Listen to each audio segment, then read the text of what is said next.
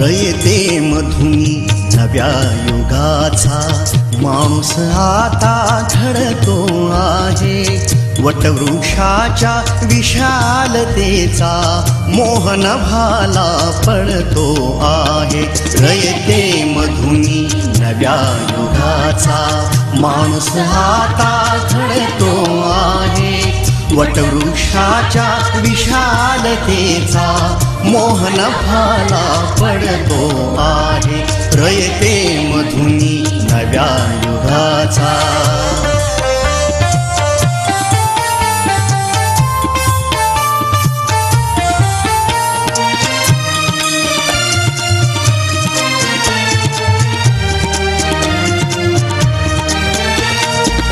कर्मवीरांचे ज्ञानपीठ हे शक्तिपीठ ही ठरते आहे. शाहू फुल्यांचे समानतेचे तत्व मानसी मूर्ते आहे.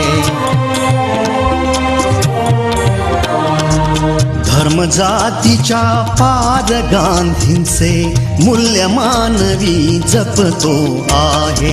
रयते मधुनी नव्या युगाचा माणूस आता घडतो आहे. वटवृक्षाच्या विशालतेचा मोहन भाला पडतो आहे. रयते मधुनी नव्या युगाचा.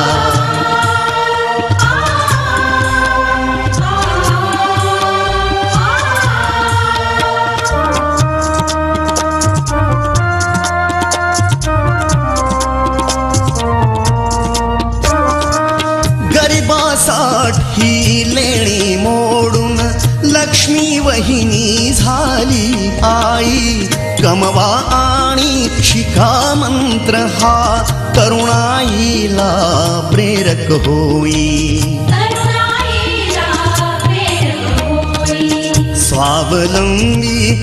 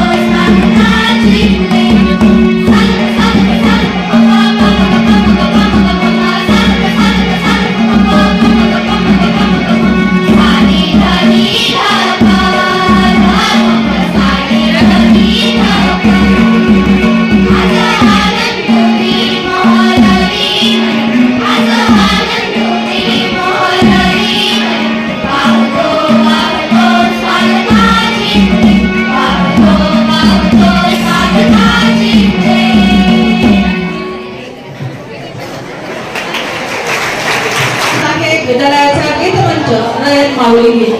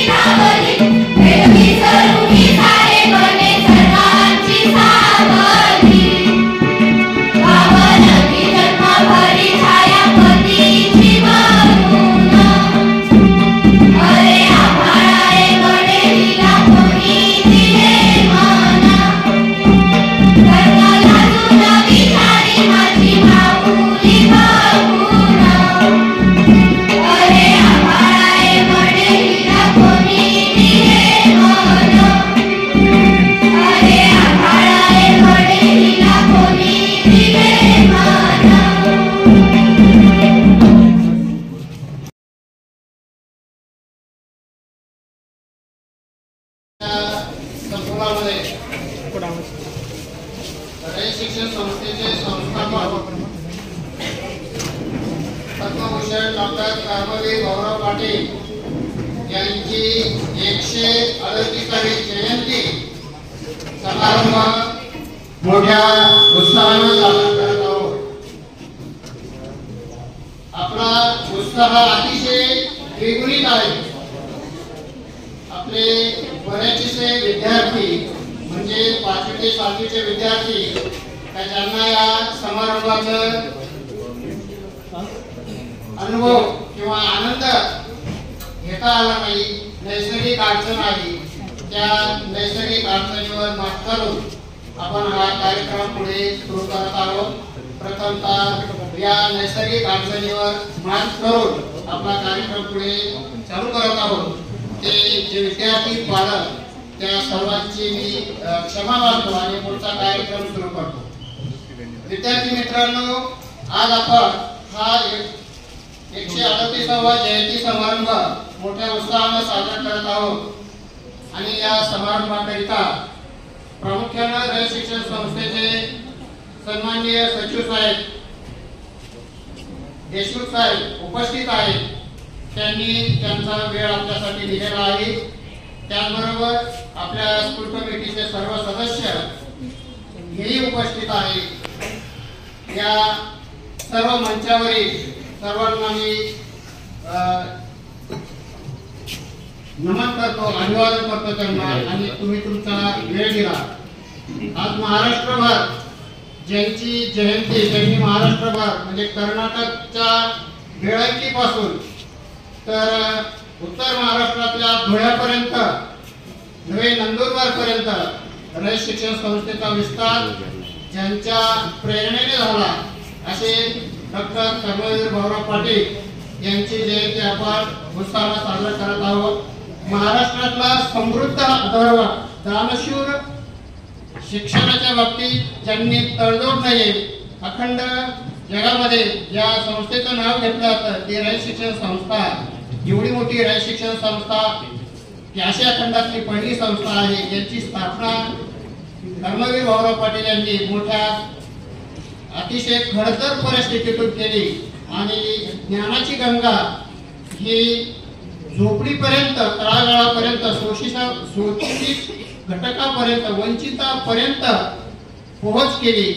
अशा या महान कर्मयोगी पद्मभूषण डॉक्टर कर्मवीर भाऊराव पाटील यांना आजच्या दिवशी आपण नमन करूया, वंदन करूया आणि त्यांच्या कार्याला अभिवादन करूया. आज या कार्यक्रमाकरिता उपस्थित असणारे आपले प्रमुख पाहुणे जे आहे त्यामध्ये अध्यक्ष सन्माननीय अरुण कडू पाटील तथा अण्णा उपस्थित आहेत. रयत शिक्षण संस्थेचा त्यांचा परिचय तुम्हाला सर्वांना माहीत आहे, परंतु क्रमप्राप्त आहे. तो परिचय आपण करून देत आहोत.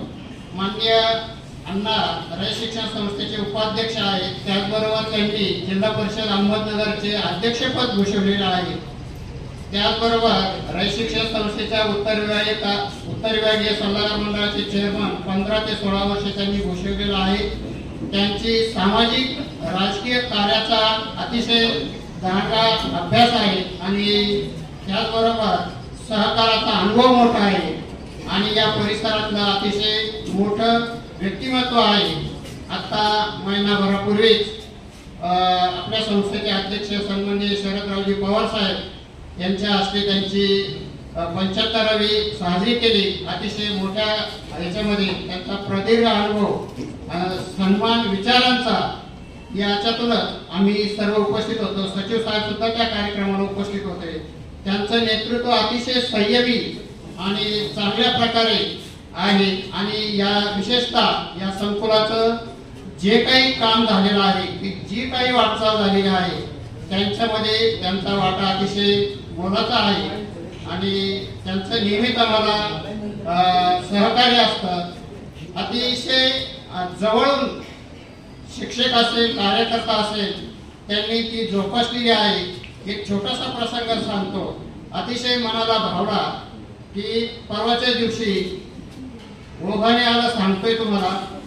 मी कार्यक्रमाच्या गडबडीत होतो. गडबडीत असताना अण्णांना फक्त मी आदल्या दिवशी फोन केला होता, अण्णा मी येतोय, ते म्हणजे या. आणि ते केव्हाही कधीही नाही म्हटले नाही. आणि त्यांनी बोलताना मला एक सांगितलं होतं, सर माझा फोन 24 तास चालू असतो, तुम्ही केव्हाही फोन करा. म्हणजे इतकं मोठं दातृत्व मला त्यांच्या सान्निध्यात काम करायला मिळालं. अतिशय आनंद वाटला आणि वाटत आहे. विद्यार्थी मित्रांनो, परवाची गोष्ट आहे, अण्णांचं जेवण चालू होतं. मी गेलो तर घरातून मला 3 वेळा अण्णांनी निरोप पाठवला का जेवायला या. परंतु मला अतिशय असं वाटतं, मी थोडंसं हे माझं आवरून गेलेलो होतो, पण त्यांच्या इतक्या मनाचा मोठेपणा मला अतिशय हे वाटलं की अण्णांचं लक्ष किती बारीक असतं. आलेला अतिथी किंवा आलेला आपला जो माणूस आहे त्याला कशा प्रकारचे हे देतात, ट्रीटमेंट देतात, त्यांच्याशी कशा प्रकारे वागणूक देतात, हे अतिशय भावलेलं आहे. आणि खरोखर त्यांचं काम या संकुलासाठी अतिशय महत्त्वाचं आहे आणि चालू आहे ते काम. त्याबद्दल संकुलाच्या सर्व कमिटीच्या वतीनं, माझ्या संस्थेच्या वतीनं मी त्यांचे आभार मानतो आणि असंच काम ते पुढे चालू ठेवतील. दुसरे जे आपले प्रमुख पाहुणे आहेत ते म्हणजे एवढ्या मोठ्या संस्थेचे जे सचिव आहेत ते सन्माननीय विकास देशमुख साहेब. सर्वात मोठी संस्था जी आहे त्यांचं सचिवपदाचं काम साहेबांचं आहे आणि विशेषतः साहेबांचं काम अतिशय निर्भीड, चोख आणि एकदम शिस्तबद्ध काम आहे. ज्या ज्यावेळी आम्ही सातारला गेलो त्यावेळी आम्हाला अतिशय चांगल्या प्रकारे वागणूक साहेबांनी दिली. विशेषतः आम्हाला आनंद ह्याबद्दलचा वाटतो की साहेब आपल्या जिल्ह्याचे भूमिपुत्र आहेत. म्हणजे रुगोंडी अकोले तालुक्यातील रुगोंडी हे त्यांचं गाव आहे, तिकडे त्याची शेती सुद्धा आहे आणि वारंवार त्यांचं जाणं येणं असतं. त्याचबरोबर साहेब हे जुन्या काळातले IAS इंडियन ॲडमिनिस्ट्रेटिव्ह सर्व्हिस म्हणजे एकदम सेंट्रल गव्हर्नमेंटची परीक्षा आहे, त्या परीक्षा पास होऊन याच्यातले ज्याला ॲग्रिकल्चर पदवी म्हणतो आपण, ती उच्च पदवी त्यांनी धारण केलेली आहे आणि भारतीय सेवेमध्ये त्यांनी IAS ही पदवी धारण करून विविध प्रकारच्या शासनाच्या सेवेमध्ये अतिशय चोख आणि चांगली कामगिरी केलेली आहे. विशेषतः जे आपलं ॲग्रिकल्चर डिपार्टमेंट आहे त्या डिपार्टमेंटमध्ये त्यांचा अतिशय चांगला हातखंड आहे, अनुभव आहे आणि असे आपल्याला लाभलेले प्रमुख पाहुणे सचिव साहेब शेतकरी कुटुंबातले आहेत. त्याचबरोबर त्यांच्या कामाचं जर पाहिलं तर श्रीरामपूरला जे आहे, श्रीरामपूरला त्यांनी प्रांताधिकारी म्हणून काम केलेलं आहे. त्याचबरोबर अहमदनगर जिल्हा परिषदेला CO म्हणून काम केलेलं आहे आणि महाराष्ट्र शासनाच्या विविध मोठ्या पदापर्यंत त्यांनी चांगल्या प्रकारे सेवा केलेली आहे आणि अशा अनुभवी माणसांच्या व्यक्तींच्या हातून आपल्याला काम करण्याची संधी मिळाली. त्यांच्याच काळामध्ये पहा की संस्थेच्या जो चेहरामोहरा बदलतोय त्यामध्ये इंटरॅक्टिव्ह पॅनल असेल की ज्याच्यामध्ये इंटरॅक्टिव्ह पॅनलमुळे आपलं अध्ययन आणि अध्यापन प्रक्रिया अतिशय सुलभ आणि चांगल्या प्रकारे होत आहे. त्याचबरोबर AI आर्टिफिशियल इंटेलिजन्स की ज्याचा IT क्षेत्राशी संबंध आहे आणि असं क्षेत्र आपल्या येत आहे आणि आपण 5वी पासून त्या AIचं शिक्षण घेण्यापासून चालू वर्षापासून हा जो पायलट प्रोजेक्ट आहे संस्थेने कार्यान्वित केलेला आहे आणि त्यामध्ये आपल्या विद्यालयाने सुद्धा चांगल्या प्रकारे सहभाग नोंदवलेला आहे. विद्यार्थी मित्रांनो, आज काळाची गरज आहे. IT सेक्टर जे आहे इन्फॉर्मेशन टेक्नॉलॉजी त्याची झपाट्याने वाढत आहे आणि त्यामध्ये आपल्या संस्थेची बरोबर विद्यार्थ्यांची काळाची गरज ओळखून संस्थेने हा जो निर्णय घेतला तो अतिशय चांगला निर्णय घेतला. ते सचिव साहेब आणि त्याचबरोबर संस्थेचे चेअरमन दळवी साहेब यांच्या सहकार्यातून हा प्रोजेक्ट अतिशय चांगल्या प्रकारे पुढे जात आहे आणि असे आपले आजच्या कार्यक्रमाचे प्रमुख पाहुणे लाभलेले आहेत. आपण त्यांचा सर्व संकुलाच्या वतीने त्यांचे आभार मानूया, ऋण व्यक्त करूया. त्याचबरोबर आपल्या स्कूल कमिटीचे जनरल बॉडी सदस्य सन्माननीय एकनाथराव घोगरे पाटील आज थोड्याशा कामानिमित्त किंवा त्यांचे काम आहे ते बाहेर आहेत, परंतु त्यांचं सुद्धा सहकार्य अतिशय मोलाचं आणि धडाडीचं नेतृत्व असतं. कोणतंही काम असते तर त्यांचं फक्त आदेश असतो, काम करून घ्या आणि ते घ्यावं लागतं कारण ते काम करायचंच असतं आपल्याला. त्याचबरोबर विशेषतः दुसरे जे आहेत ते सन्माननीय आबा बाळासाहेब तिरुनाथ विखे पाटील यांचंही मोलाचं सहकार्य असतं. आबांचं तर असं असतं केव्हाही फोन करा, हजर आहे, कुठे जायचं चला. म्हणजे अशी जी माणसं आहेत त्यामध्ये उत्तम काका आहेर आहे, ह्या सर्वांचं अतिशय सहकार्य. विशेषतः आपल्या स्कूल कमिटीचे जे सदस्य आहे या गावचे सरपंच सन्माननीय काका जनार्दन घोगरे पाटील त्यांच्याबरोबर काम करण्याची ही सर्व अतिशय ज्येष्ठ आहेत, त्या सर्वांबरोबर काम करण्याची मला जी संधी मिळाली त्याच्याबद्दल मी संस्थेचे आभार मानतो. कारण अशा मोठ्या माणसांमध्ये काम करण्याची संधी मिळणं हे तितकंसं सोपं नाही आहे. या सर्व स्कूल कमिटीच्या सर्व सदस्यांचं अतिशय चांगलं सहकार्य मिळत आहे आणि त्यामुळे आपण या आपल्या रयत संकुलाचा चांगल्या प्रकारे विकासात्मक वाटचाल करत आहोत. संकुलाचा प्रगतीपथ शैक्षणिक संकुलाचा प्रगतीपथ अतिशय चांगल्या प्रकारे आहे. आम्ही सर्व सेवक स्कूल कमिटी या संकुलाच्या प्रगतीसाठी सातत्यानं प्रयत्न करत आहोत आणि आज कर्मवीर जयंतीनिमित्त आपण आपल्या संकुलाचा छोटासा आलेख तुमच्या समोर दाखवतोय पहा. रयत शिक्षण संस्थेचे संस्थापक कर्मवीर भाऊराव पाटील यांच्या प्रेरणेने प्रेरित होऊन डॉक्टर विठ्ठलराव विखे पाटील, माजी चेअरमन शंकरराव काळेसाहेब, शेती सहकार व शिक्षण या चतुसूत्रीचा सर्वसामान्यांपर्यंत उत्कर्षासाठी आयुष्य वेचलेले माजी आमदार कैलासवासी चंद्रभान गवळे पाटील, माजी आमदार कॉम्रेड बी कडू पाटील तसेच प्रवारा परिसरातील असंख्य सहकाऱ्यांच्या त्यागातून आणि सेवाभावी विचारातून शैक्षणिक संस्थेची उभारणी झालेली आहे.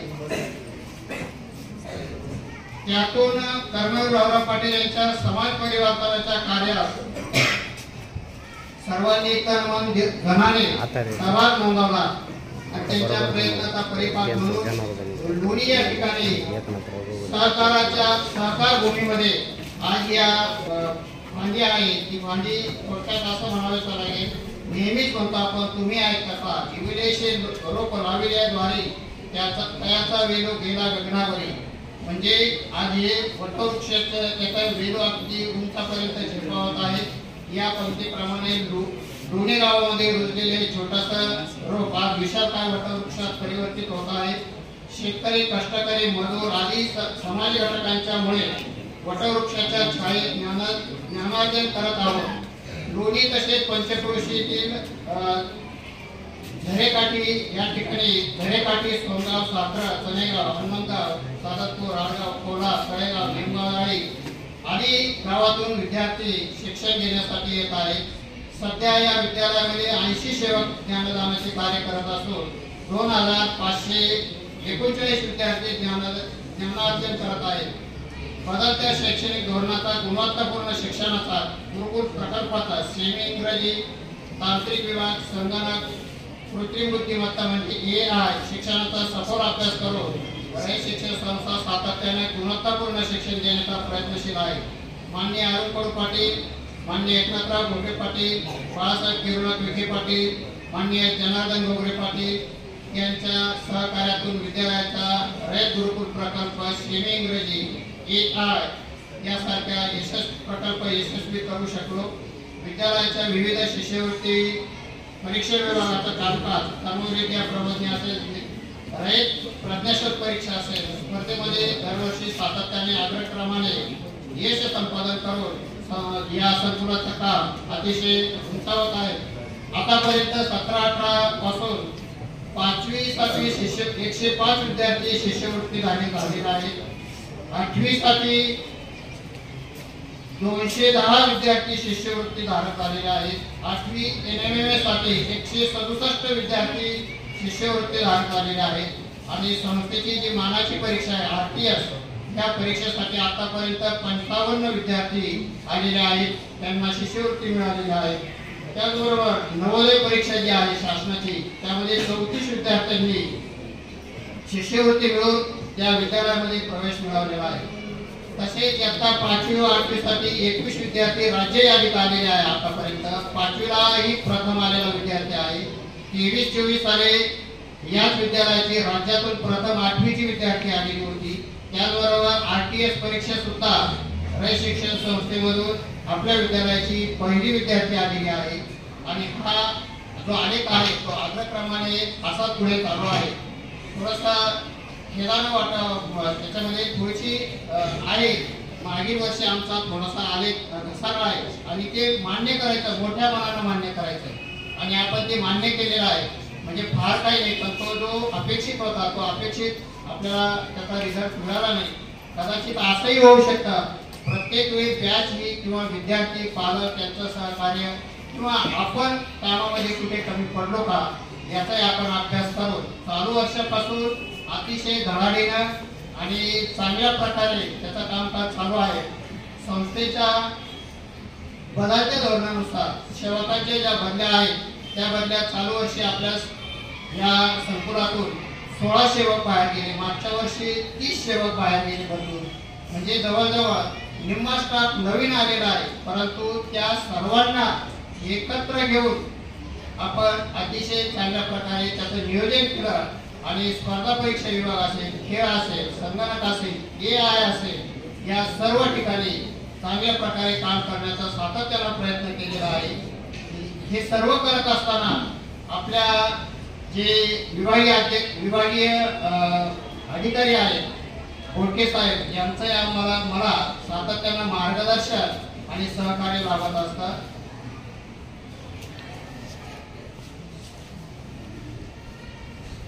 अध्ययन अध्यापन प्रक्रिया सुलभ व गतिमान व्हावी करता संस्थेचे अध्यक्ष सन्माननीय पवार साहेब, चेअरमन चंद्रकांत दळवी साहेब, सचिव साहेब विकास देशमुख साहेब यांच्या संकल्पनेतून नियोजन आणि कार्यवाहीतून विद्यालयाच्या प्रत्येक वर्गाकरता इंटरॅक्टिव्ह बोर्ड असावा. चांगल्या प्रतिसाद देऊन मागील वर्षी आपण 16 इंटरॅक्टिव्ह पॅनल खरेदी केले. त्यामध्ये 2 आपल्याला विभागीय कार्यालयाकडून म्हणजे बोडके साहेबांच्या नियोजनानुसार 2 मिळाले, असे 18 मिळाले आणि चालू वर्षी आपण 12 इंटरॅक्टिव्ह पॅनलची मागणी केलेली आहे. उर्वरित सुद्धा पुढच्या सत्रामध्ये आपण ती मागणी आता थोडा टप्पा राहिलेला आहे ती पूर्ण करूया आणि पूर्णपणे आपले जे सर्व क्लासरूम आहेत ते इंटरॅक्टिव्ह पॅनलमध्ये पूर्ण होतील चालू वर्षामध्ये. संस्थेच्या मालकीची 120 म्हणजे 3 एकर जमीन माननीय चेअरमन साहेब, सचिव साहेब यांच्या सहकार्यातून व स्कूल कमिटीच्या भरीव अशा मार्गदर्शनातून चेन लिंक कंपाऊंडचं काम चालू वर्षी आपण पूर्ण केलेलं आहे आणि त्यासाठी आपल्या संस्थेचे चेअरमन सन्माननीय देशमुख साहेब आणि स्कूल कमिटी यांचं अतिशय बारीक मार्गदर्शन मिळाल्यामुळेच आपण आपली 3 एकराची जागा 120 ही पूर्णपणे बंदिस्त करू शकलो. त्यांचं सहकार्य असल्यामुळे बंदिस्त झाली आणि विद्यार्थ्यांच्या संरक्षणाचा किंवा विद्यार्थ्यांना सिक्युरिटी म्हणून अतिशय चांगला त्याचा परिणाम झालेला आहे. विद्यार्थी जाण्या येण्याकरता एक गेट आहे आणि त्या गेटवर जर शिक्षक उभे असतात म्हणजे मधल्या सुट्टीमध्ये सुद्धा विद्यार्थी कुठेही बाहेर जाणार नाही याची आम्ही सातत्यानं दखल घेत आहोत. फक्त थोडंसं अडचणीचा भाग आहे. या इमारतीला आपण स्वच्छतागृहाची व्यवस्था केलेली आहेच, परंतु पलीकडच्या इमारतीमध्ये सुद्धा स्वच्छतागृहाची व्यवस्था आपण करणार आहोत. थोड्याशा ज्या अडचणी आहेत त्या अडचणीबाबत मी सचिव साहेबांशी बोललेलो आहे आणि त्याचबरोबर स्कूल कमिटीशी सुद्धा बोललेलो आहे आणि तेही आपल्याला सहकार्य करतील. त्याचबरोबर पलीकडे जे वसतिगृहाची इमारत आहे, वसतिगृहाच्या इमारतीचं सुद्धा जे स्वयंपाकगृह आहे हे स्वयंपाकगृह थोडंसं म्हणजे बऱ्यापैकी करत आहे. चालू वर्षी त्यावर आपण कागद टाकलाय आणि त्याचं सुद्धा रिनोव्हेशन किंवा स्वयंपाकगृहाचं काम करणं गरजेचं आहे. तिसरा भाग जो आहे तो म्हणजे आपलं ज्युनियर कॉलेज. ज्युनियर कॉलेजचं काम अतिशय चांगल्या प्रकारे आहे. मागील वर्षी आपण CET, JEE त्याचबरोबर नीट या परीक्षेमध्ये चांगल्या प्रकारे यश संपादन केलेलं आहे आणि CET मध्ये जास्तीत जास्त विद्यार्थी आपल्याला मागील वर्षी 18 विद्यार्थी CET मधून या ज्युनियर कॉलेज विभागाला दिलेला आहे. ज्युनियर कॉलेजचे जे सर्व सेवक आहेत ते सकाळपासून तर जादा तास तर घेतात, मार्गदर्शन करतात. संस्थेचा उत्तर विभागाचा जो गुणवत्ता प्रकल्प आहे त्यामध्ये सन्माननीय वाळुंजकर साहेब, बोडके साहेब यांचं सहकार्य असतं आणि त्या सहकार्यामुळे आपण ज्युनियर कॉलेजचं सुद्धा चांगल्या प्रकारे काम करत आहोत. त्याचबरोबर चालू वर्षी आपल्याला थोडीशी ज्युनियर कॉलेजसाठी ऑनलाईन झाल्यामुळे अडचण आली होती. सर्व प्रवेश जे आहे ते ऑनलाईन झाले आणि मग थोडीशी पालकांची विद्यार्थ्यांशी चलबिचल झाली. तरीही आपण 1 जून पासूनच त्याचं नियोजन लावलं. शाळा 16 जूनला चालू होतात. ज्युनियर कॉलेजचे सर्व सेवक 1 जूनलाच हजर झाले आणि त्या ऑनलाईन प्रक्रियेमध्ये चांगल्या प्रकारे सहभाग नोंदवून आज आपण चांगल्या प्रकारे म्हणजे दोन्ही आर्ट्स आणि कॉमर्सचे विद्यार्थी आज जवळजवळ 150-200 विद्यार्थी प्रवेशित झालेले आहेत. त्याचबरोबर आपल्याला विज्ञान शाखेकरता थोडीशी अडचण येत होती की शेजारी जे कॉलेज आहेत, मोठे कॉलेज आहेत, मोठ्या संस्था आहेत, त्यांचे जे कॉलेज आहेत त्या ठिकाणी IT सारखा विषय होता आणि आपल्याकडे त्याचे ॲडमिशन कमी होत होते. म्हणून आपण कमिटीच्या निर्णयानं, कमिटीच्या सहकार्यानं IT हा विषय 11वीला चालू केलेला आहे आणि त्याची जी लॅब आहे ते लॅब आता खरी माझा मानस असा होता की सचिव साहेबांच्या हस्ते आपण त्या IT लॅबचं उद्घाटन करू, परंतु थोडंसं आम्ही कमी पडलो तर त्याचं उद्घाटन आज आम्हाला घेता आलं नाही. परंतु ते निश्चितपणे एवढ्या 8 ते 10 दिवसात ITचं काम म्हणजे त्या लॅबचं काम पूर्ण होणार आहे. त्यामध्ये 20 संगणक घेतले आणि पूर्णपणे काम प्रगतीपथावर आहे. त्याचा जो खर्च आहे तो खर्च साधारणपणे 17-18 लाख रुपये आहे आणि त्यामुळेच आपण इंटरॅक्टिव्ह पॅनल थोडेसे एक पोस्टपोन केले. 8-9 इंटरॅक्टिव्ह पॅनल घेण्यासाठी पुढच्या सत्रात वेळ मागितलेला आहे. एकंदरीत चालू वर्षी आपण 5वीच्या प्रवेशाची थोडीशी हे सांगतो, माहिती देतो तुमच्यासाठी.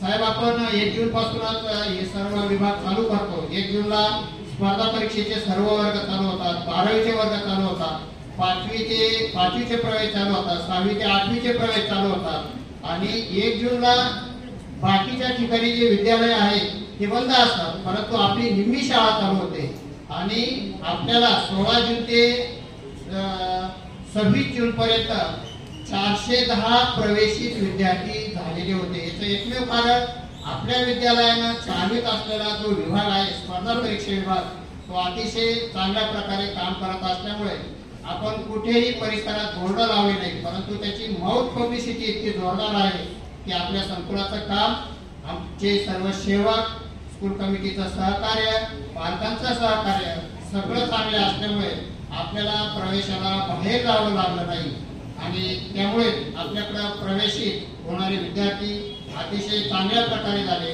5वीचे 410 प्रवेश झाले आणि 6 ते 10वीचे प्रवेश 176 प्रवेश झाले.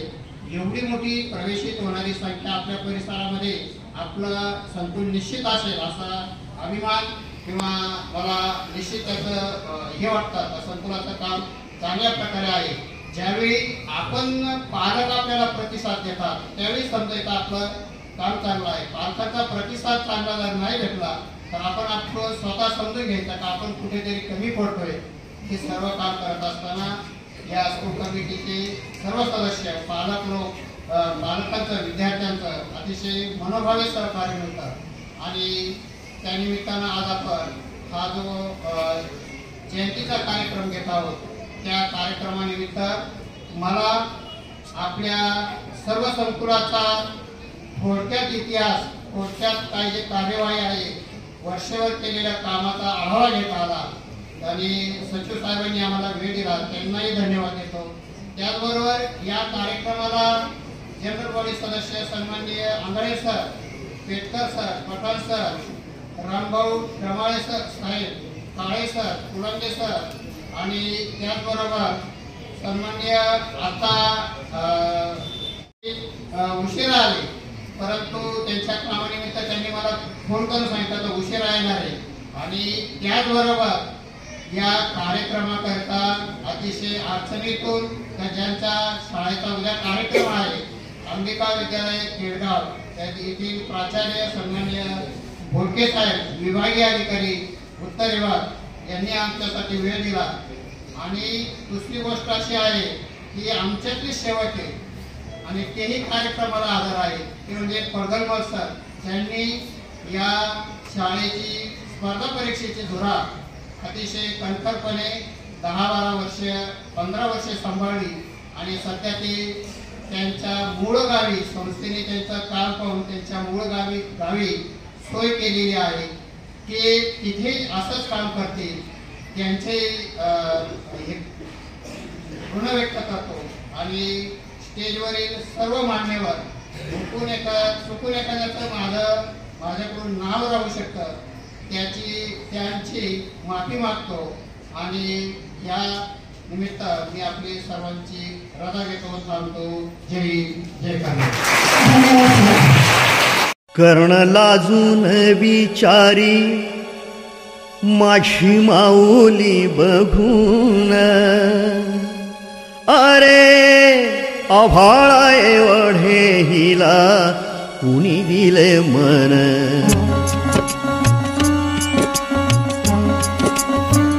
या संस्थेच्या वतीनं, या किंबहुना या संकुलाच्या वतीनं आज कर्मवीर भाऊराव पाटील यांच्या जयंतीचा कार्यक्रम केलेला आहे. आपल्याला कल्पना आहे की 22 सप्टेंबर ही कर्मवीर भाऊराव पाटील यांची जयंती आहे आणि पूर्ण आठवडाभर त्या निमित्ताने आपण जयंतीचा कार्यक्रम साजरा करतो. या कार्यक्रमाचे अध्यक्ष खरं म्हणजे अरुण पाटील यांनी उपकार केले. त्याचं कारण असं आहे की मी शक्यतो कार्यक्रमाचा अध्यक्ष म्हणून पुढे आलो. कारण अध्यक्ष सगळ्यात शेवटी बोलतो आणि बोलण्यासारखं काही शिल्लकच राहत नाही. कारण आधीचे सगळे वक्ते बोलून घेतात आणि मग अध्यक्षाला शेवटी बोलायचं म्हटलं काही शिल्लक राहत नाही. परंतु अरुण पाटील साहेबांनी ते रयत शिक्षण संस्थेचे या भागाचे उपाध्यक्ष आहेत. त्यांनी सुरुवातीला स्वतः बोलून घेतला म्हणून त्यांचे खऱ्या अर्थानं आभार मानले पाहिजे. त्याचप्रमाणे अरुण पाटलांबरोबर आपले माझे सहकारी मित्र जनार्दन वगैरे पाटील, त्याचप्रमाणे एकनाथराव वगैरे पाटील, बाळासाहेब विखे पाटील, माननीय उत्तमराव आहेत, त्याचप्रमाणे नगरवरून खासगी उपस्थित झालेले उत्तर विभागाचे विभागीय अधिकारी Navnath Bodke, Andhale sir, Petkar sir, Pathan sir, Rambhau Damale साहेब, काळे सर, फुलांगे, पडगमन सर आणि शेवटी कोणाचं नाव राहिलं असेल तर त्याची क्षमा मागतो. आणि आजच्या या कर्मवीर भाऊराव पाटलांच्या 138व्या जयंतीच्या कार्यक्रमानिमित्त उपस्थित असलेले सर्व शिक्षक, शिक्षिका, विद्यार्थी, विद्यार्थिनी, सगळे मान्यवर यांचं या ठिकाणी मी खूप खूप आभार मानतो, धन्यवाद देतो आपण उपस्थित राहिल्याबद्दल. कर्मवीर भाऊराव पाटलांनी तुम्ही आम्ही आज जे समोर बसलेले दिसतात आमच्यासह कर्मवीर भाऊराव पाटलांची सगळ्यांची कृपा आहे. अतिशय कमी शिक्षण झालेलं असताना, फक्त 6वी पास झालेलं असताना कर्मवीर भाऊराव पाटलांनी रयत शिक्षण संस्थेचं रोप लावलं, ज्याचा आता वटवृक्ष झालेला आहे. आणि अशा खंडामध्ये सगळ्यात मोठी शैक्षणिक संस्था म्हणून नावरूपाला आलेली ही रयत शिक्षण संस्था. असं म्हणतात की प्रत्येक पुरुषाच्या मागे एक कर्तृत्ववान स्त्रीचा हात असतो. प्रत्येक पुरुषाच्या मागे, कर्तृत्वाच्या मागे एक कर्तृत्ववान स्त्रीचा हात असतो. लक्ष्मीबाई पाटील, कर्मवीर भाऊराव पाटलांच्या पत्नी, यांचा तितकाच मोठा हात होता असं मी समजतो. आणि म्हणून कर्मवीर भाऊराव पाटलांना जयंती निमित्त आणि त्यांच्या पत्नी यांना विनम्र अभिवादन करतो आणि आपल्याला संबोधित करतो. मुलांनो, मी श्रीरामपूरचा पहिला प्रांत, या भागाला श्रीरामपूरला ज्यावेळेला 1992 साली प्रांत झाला, प्रांत बाबतीत झालं, त्यावेळेला मी श्रीरामपूर विभागाचा पहिला प्रांत. मी या जिल्ह्याचाच राहणारा आहे. सर्वसामान्य 1000-1500 लोकसंख्येच्या गावातून आलेला शेतकरी कुटुंबातील व्यक्ती आहे. परंतु मी 6.25 वर्ष जिल्हाधिकारी होतो. मी 3.25 वर्ष साताऱ्याचा कलेक्टर होतो, पुण्याचा कलेक्टर 3 वर्ष होतो, मी म्युन्सिपल कमिशनर पुण्याचा होतो, मी विभागीय आयुक्त होतो आणि अनेक पदांवर काम केलेलं आहे. हे सगळं सांगण्याचं माझं मोठेपणा सांगण्यासाठी उद्दिष्ट नाही. तुम्ही मुलं आणि मुली जे समोर बसलेले आहेत, यांनी ध्येय आणि उद्दिष्ट मनाशी बाळगून, उराशी बाळगून काहीतरी आपण बनलं पाहिजे पुढच्या काळामध्ये, आयुष्यामध्ये. याचं ध्येय आणि उद्दिष्ट आपण आतापासूनच आपण मनी बाळगलं पाहिजे. ग्रामीण भागातले मुलं किंवा मुली म्हणून आपल्यामध्ये फार मोठा न्यूनगंध असतो. आता कसं काय होणार, आणि माझी आता SSC झाली, माझं ग्रॅज्युएशन झालं, पण मी कॉम्पिटिशन मध्ये कसं काय उतरणार. शहरातले मुलं माझ्यापेक्षा जास्त चांगल्या प्रकारे इंग्लिश बोलतात, परंतु तुमच्याही पेक्षा अतिशय मागासलेल्या भागातून आलेला मी माणूस, जो तुमच्या समोर आज रयत शिक्षण संस्थेचा सचिव म्हणून उभा आहे, यांनी प्रशासकीय सेवेमध्ये पूर्वी अनेक वर्ष काम केले. आणि म्हणून तुम्ही कोणत्याही प्रकारचं न्यूनगंड न बाळगता आपण ध्येय आणि उद्दिष्ट साध्य केलं पाहिजे, संयम ठेवला पाहिजे. मी अनेक शाळांमध्ये रयत शिक्षण संस्थेला जातो सचिव आहे नात्याने, आणि मुलांना किंवा मुलींना विचारतो की तुम्ही भविष्यामध्ये पुढे काय म्हणणार. उत्तर येतं की मी काही ठरवलेलं नाही, आई वडील म्हणतील ते बांधणार.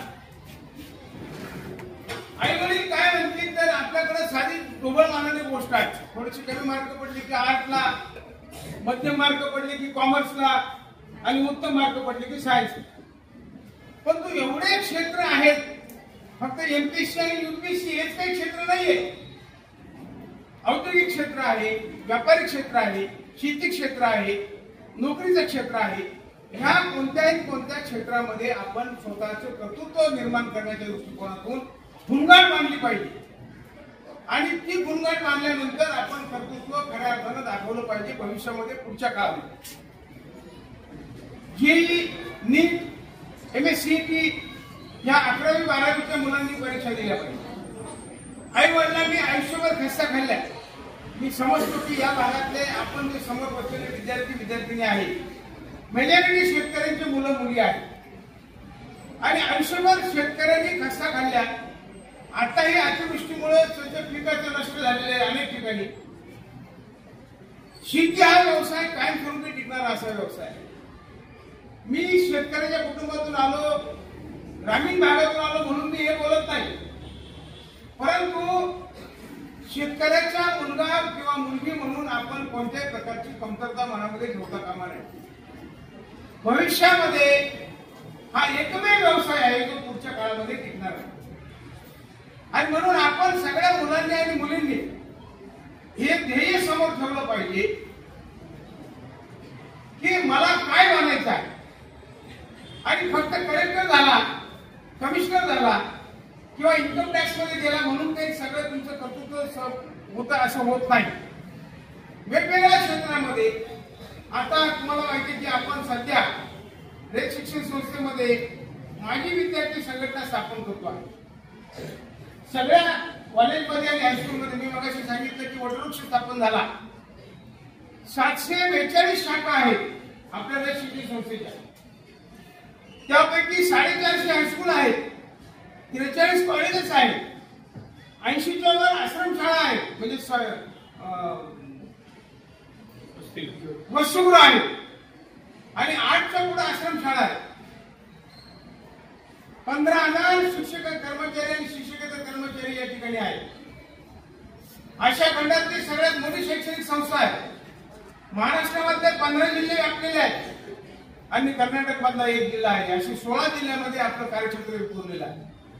ज्या कर्मवीर अण्णांनी स्वप्न पाहिलं की प्राथमिक शिक्षणापासून तर उच्च शिक्षणापर्यंत, पोस्ट ग्रॅज्युएट पर्यंत आणि डॉक्टरेट पर्यंत ग्रामीण भागातले बहुजन समाजाची मुलं शिकले पाहिजे, हे ध्येय आता कुठे साध्य झालेलं आहे. आणि म्हणून हे ध्येय पुढे टिकवण्याच्या दृष्टिकोनातून, हा झालेला वटवृक्ष पुढे कायमस्वरूपी टिकण्याच्या दृष्टिकोनातून तुमचं आणि आमचं कर्तृत्व आहे. जे काही